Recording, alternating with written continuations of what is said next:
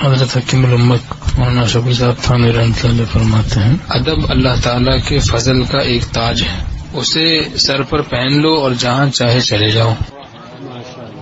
شعائر کی جو عظمت ہے اس کا سبب دل کا تقوی ہے۔ ومن يعظم شعائر اللہ فإنها من تقوى القلوب، شعائر اللہ فإنها من تقوى القلوب، دل کی تقوی سے ہے یہ بات۔ شعائر کی عظمت جو واجبات ہیں اور ان کی عظمت ہو، دل میں دین کی عظمت ہو، تو یہ تقوی کی بات ہے، دل کے تقوی کی بات ہے۔ ادب سے بھی دل قلوب تقوی کے لیے منتخب کر لیے جاتے ہیں۔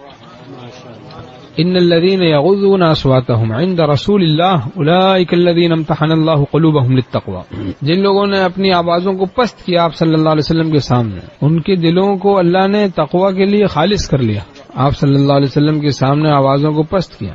اولئک الذین امتحن اللہ قلوبہم للتقوی، ان کے دلوں کو اللہ نے تقوی کے لیے خالص کر لیا، جیسے سونے کو جلا کر خالص کر دیا جاتا ہے، کھوٹ نکال دیا جاتا ہے، تو جو ادب کی برکت سے دل سے کھوٹ نکال دیا جاتا ہے، اللہ ہی اللہ رہ جاتا ہے، دل میں تعلق مع اللہ ہی رہ جاتا ہے۔